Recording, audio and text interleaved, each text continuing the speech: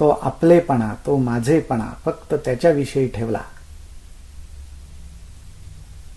की तो म्हणतो यश तुझ्या पदरात मरणाच्या अलीकडेच टाकलं. आणि ज्याच्या पदरात मी हे यश मरणाच्या अलीकडेच टाकलं म्हणजेच ह्या जन्माचा अनुभव घेत असतानाच टाकलं, तो नंतर तरी कुठे जाणार रे, असा प्रश्न श्रीकृष्णांनी विचारलाय.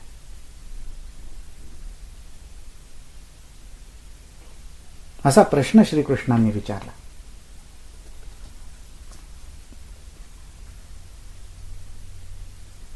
आणि म्हणून ते म्हणतात की म्हणून अर्जुना अवधारी, म्हणून अर्जुना अवधारी. मी असं म्हणतो की आपण असा विचार केला पाहिजे की अर्जुनाला बाजूला ठेवून ते आपल्याला सांगतायत की म्हणून दिनेश, म्हणून दीनानाथ, काही म्हणा तुम्ही, अवधारी तू बुद्धी एकी सोपारी करी, स्वाधीन कर, तरी सहजे आपुलिया मनोमंदिरी न विसंबे माते. मला विसंबू नकोस, माझं विस्मरण होऊ देऊ नकोस. आणि माझं विस्मरण तुला होऊ नये म्हणून ते म्हणतात की तुझी जी काही उपचार पद्धती असतील त्या आवडीने माझ्यासाठीच कर.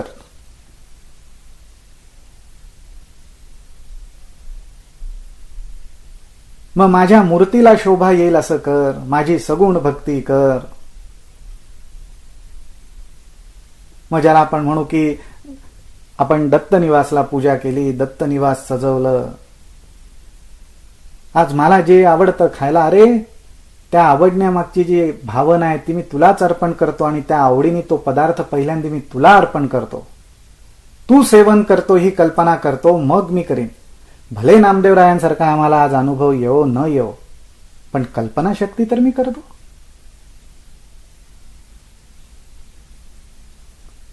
सगळ्या माझ्या उपचार पद्धती तुला अर्पण करतो, तुझ्यासाठी करतो.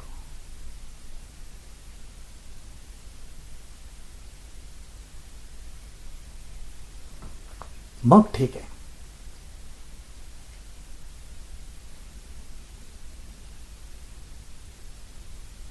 म्हणून ते म्हणतात ते क्रिया जात आघवे, जे जैसे निपजेल स्वभावे. निपजेल, जे जसं उगवेल, जे काही कर्म, जे काही कर्तव्य करण्यासाठी जे जसं प्रगट होईल, जसं उगवेल,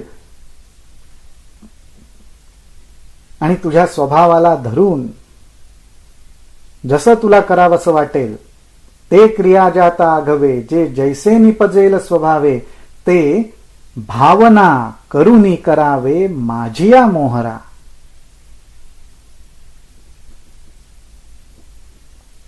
ते करण्याच्या अगोदर त्याच्या मागची भावना फक्त तपासून बघ. ती माझ्यापाशी नसेल, माझं विस्मरण करणारी असेल, तर तिथे आधी दुरुस्ती करून टाक. ती भावना बरोबर करून टाक. ती कला शिकून घे. यार, या ठिकाणी मी मला मोठेपणा द्यायला लागलो, माझं करायला लागलो, अर माझी भावना चुकली. तुझ्यासाठी तू करतोस, तू करून घेणार, तू करणार, माझी या मोहर आला. आणि मग पुढे काय म्हणतात, परी सर्वथा आपुले जीवी, केलियाची से काहीच नुरवी, ऐसी धुओनी कर्मे द्यावी माझी या हाती. ही ती कला आहे. ही ती कला आहे म्हणण्यापेक्षा हा त्या कलेचा कळस आहे. कळस धुओनी द्यावी, ती कर्म धुओनी द्यावी माझी या हाती. आणि ती धुण्याची पद्धत किंवा आपण केलेलं कर्म, आपल्याकडून घडलेलं कर्म हे कधी धुतलं जातं, जेव्हा ते मी केलंय ही माझी आठवण त्या ठिकाणी राहत नाही, त्या कर्मापाशी राहत नाही, तेव्हा ते कर्म धुतलं गेलं. हा अभ्यास योग आहे, ही कला आहे. आणि ही वेळोवेळी आपल्याला जमली पाहिजे. आज मी आता माझ्यापुरता विचार केला तर ही अशी वाटते तशी सोपी नाही, नक्कीच नाही. कारण आपल्याला आपण केल्याची आठवण ही फार खोलवर असते, एवढ्या सहजासहजी ती जात नाही. उदाहरणच घ्यायचं झालं तर आता काही वर्षांपूर्वी इमिग्रेशनच्या उद्योगात मी होतो. तर झाली, त्याला पण मी म्हणेन झाली 6-7 वर्ष होऊन गेली असतील. 8-10 वर्ष त्याच्यात गेली. पण 10-12 वर्षांपूर्वी सुद्धा ज्याचं कोणाचं ऍप्लिकेशन माझ्या थ्रू झालं असेल, त्याला व्हिसा मिळाला असेल आणि त्याचा बोलताना कोणी उल्लेख केला, अहो माझ्या थ्रू झालं काम, मी केलंय,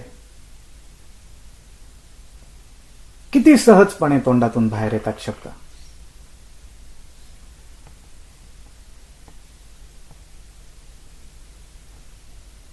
अरे ते मायग्रेट झाल्यावर त्यांना पहिल्यांदा जॉब इकडं मिळाला होता, तिकडं मिळाला होता, हो मी रेफरन्स दिला होता. किती सहज, किती स्वाभाविकरित्या. म्हणजे आपण कर्म केलंय, आपल्याला असं वाटतं, आपल्या बुद्धीचा असा समज असतो की मी आठवण ठेवत नाही, पण तसं होत नाही. इतक्या सहजपणे तो मनात विचार येऊन जातो की अरे हा मी रेफरन्स दिला होता, माझ्या थ्रू विजाचं काम झालं होतं, हा आमच्यातर्फे चालेत. हा आपलाच बोलण्याचा अनुभव जेव्हा आपल्याला येतो त्यावेळी माऊलींना काय म्हणायचंय ते समजतं की अरे च्या, ही अशी कर्मधून जर द्यायला हवी असतील तर मला माझंच विस्मरण घडलं पाहिजे.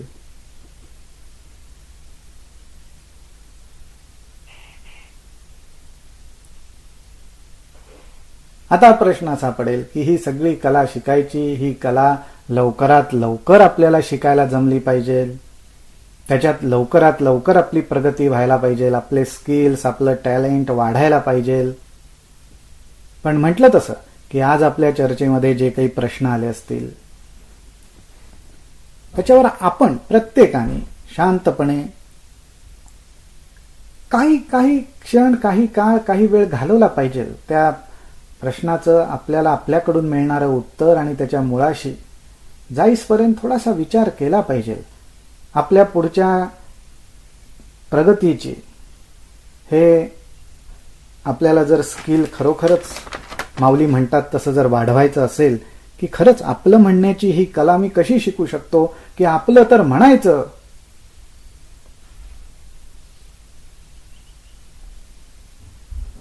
पण परमेश्वराची आवड ठेवून म्हणायचं. आपलेपणाने करायचं, पण त्या आपलेपणामधलं प्रेम आणि भावना आणि आवड परमेश्वरासाठी आहे. त्यासाठी हे थोडंसं चिंतन मनन करणं आवश्यक आहे. आणि बोलण्याच्या ओघात जो एक विचार आला होता की आज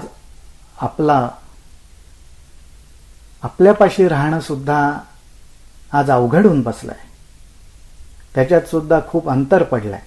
आपल्याला आपल्यापाशी यायचं तर त्याच्यामध्ये सुद्धा अनेक विचार, अनेक लोक, अनेक इमेजेस, अनेक गोष्टी, अनेक वस्तू, अनेक रूपाने अडथळे येतात. आणि हे अडथळे येण्याचं काम कोण करत असेल तर मन, बुद्धी, अहंकार. पण ह्याच मन, बुद्धी, अहंकाराला आपण एके ठिकाणी आणू शकतो. हे तिघही एके ठिकाणी खेचले जाऊ शकतात. ते कुठे तर कल्पनाशक्ती. आणि त्यासाठी मगाच ते व्हॉट्सॲपवरचं शेअरिंग वाचलं, काय कल्पनाशक्ती आहे, कमाल आहे.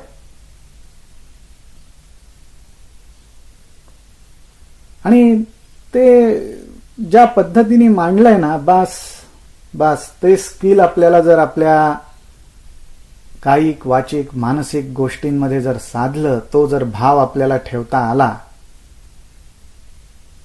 सोपं झालं काम आपलं, एकदम सोपं झालं काम.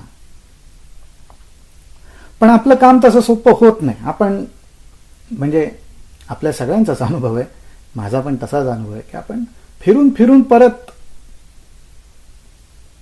त्याच मन बुद्धी अहंकाराच्या गदारोळात येऊन पोचतो. त्यातून आपली काही सुटका होत नाही. त्याला जे एक प्रकारे आपण म्हणतो दुष्टचक्र. सगळं समजून सुद्धा आपण त्या दुष्टचक्रामध्येच फिरत राहतो. आणि परमेश्वराला तेच म्हणायचं आहे की हे तुझं दुष्टचक्र केवळ मी तोडू शकतो, मी तुला त्यातून मोकळा करू शकतो. पण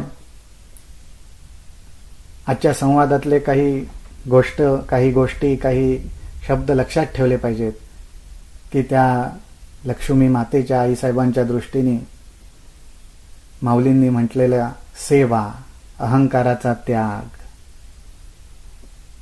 मी करत नाही त्याची आठवण सोडणं, आठवण आली तरी ती परमेश्वरालाच अर्पण करणं, जोरजोरात म्हणणं की अरे नाही बाबा मी नाही, मी नाही, तू तू, असं म्हणून म्हणून तो विसर पाडणं आपल्याला, हे आपण केलं पाहिजे. नाहीतर काय होईल, परत आपण फिरून तिथेच. आणि ते मग केवळ आपण ज्याला सात्विकपणा म्हणतो, आपण ज्याला योग्य म्हणतो, असं आपण म्हणून जे करतो त्यांनी मग आपण तिथल्या तिथेच फिरत राहतो. त्या दृष्टीने अजून एक थोडा वेळ आहे ना, 1-2 मिनिटं आपल्याला. अजून एक गमतीशीर, हल्ली हे काही वेळा चुकून व्हॉट्सअपवर चांगल्या गोष्टी येतात, त्याच्यामधलाच हा एक शेअर करतो की, आणि म्हटलं तसं की काही वेळा चुकून काही वेळा असं होतं की ते वाचताना बुद्धी माऊलींकडेच लागलेली असते. वाचतो तो मॅटर वाचतो, पण बुद्धी चुकून माऊलींच्याच कृपेने, सद्गुरूंच्याच कृपेने त्यांच्याकडे लागलेली असते, म्हणून त्यातला एक वेगळाच अर्थ प्रगट होतो. तसाच दृष्टीने अर्थ याच्यातून आपल्याला दिसतो का बघा. एक प्रसंग आहे, त्याच्यात असं शेअर केलंय त्या पर्सनने की एका गृहस्थाला सपाटून भूक लागली. बहुधा हा प्रसंग पुण्यात घडलेला असावा बरं का, ते तुम्हाला ऐकल्यावर लक्षात येईल. एका गृहस्थाला सपाटून भूक लागली म्हणून तो हॉटेल शोधत होता. तेवढ्यात त्याला पाटी दिसली आणि त्यावर लिहिलं होतं की जेवणाची उत्तम सोय. वा, एकदम तो खुश झाला आणि आत शिरला. त्या ठिकाणी त्याला जेवणासाठीचे 2 हॉल दिसले.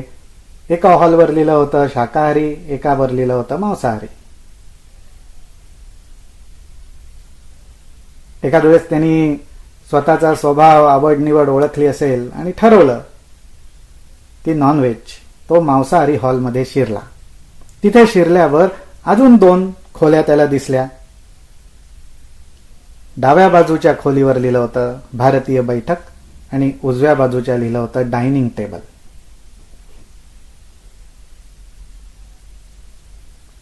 तो टेबलाच्या हॉलमध्ये शिरला.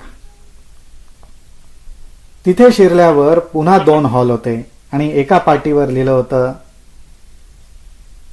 रोख आणि दुसऱ्यावर लिहिलं होतं उधार.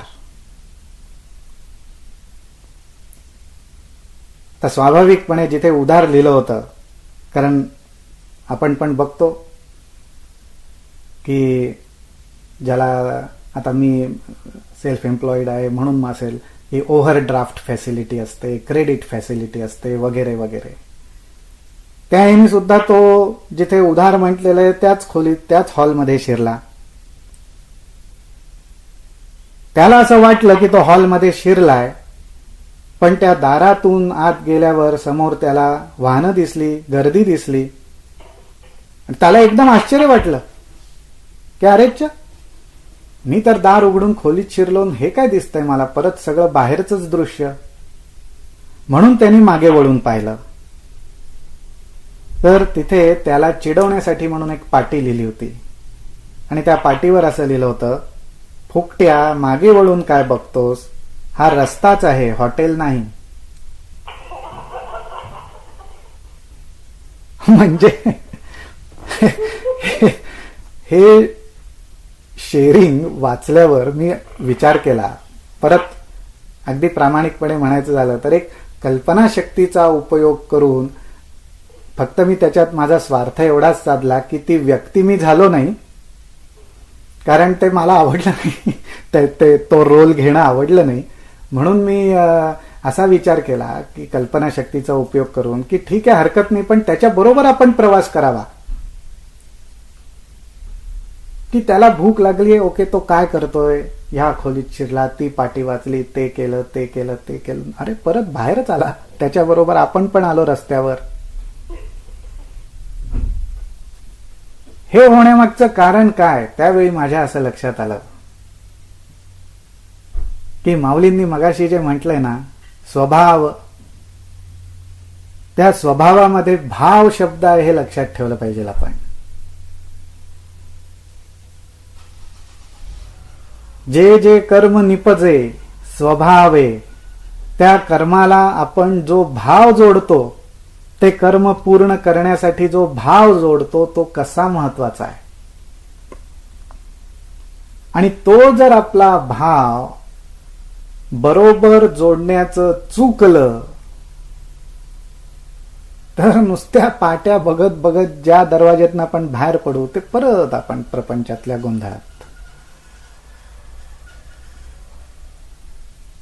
म्हणजे प्रवेश तर त्या हॉटेलमध्ये होतो, नाही असं नाही, पण एंड रिझल्ट काय, खायला काही मिळालं नाही. नुसत्याच पाट्या वाचत वाचत परत रस्त्यावर आलो. मन, बुद्धी आणि अहंकाराच्या साह्याने स्वतःची ओळख किंवा परमेश्वराची ओळख करायचं ठरवून त्या स्वानंद रूपी राज्यामध्ये जर का मी शिरलो तर केवळ वेगवेगळ्या पाट्या मी वाचू शकेन, पण जिथं जाऊन पोचेन ते परत जिथं सुरुवात झाली आहे तिथंच. कारण का, तर तो भाव, तो मला दुरुस्त करता आला नाही, त्याचा मला योग्य वापर करून घेता आला नाही.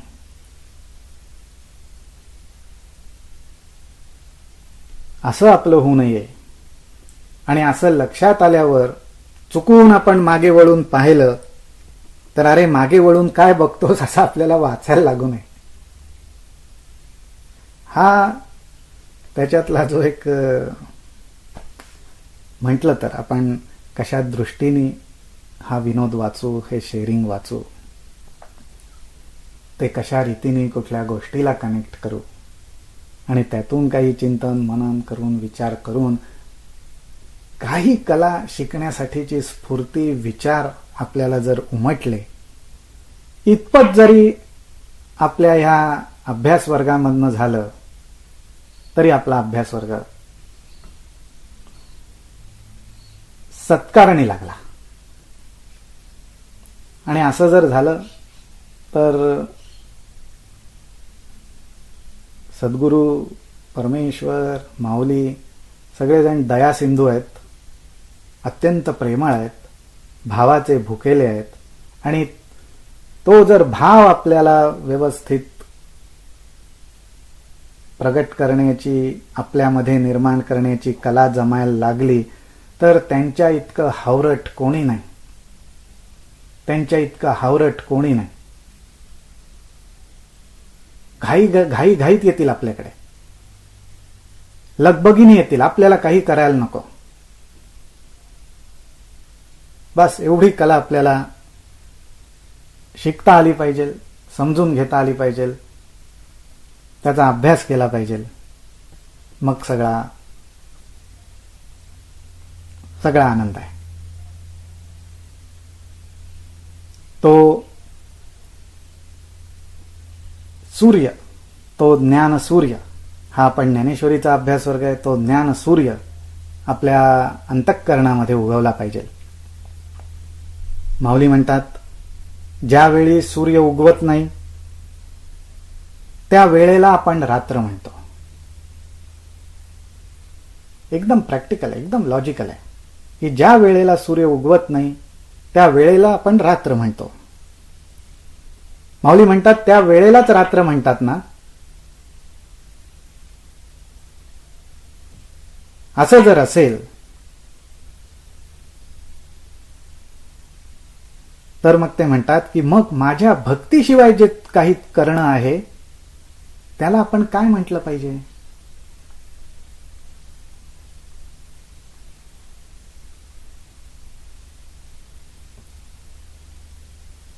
आज इथेच मी थांबतो.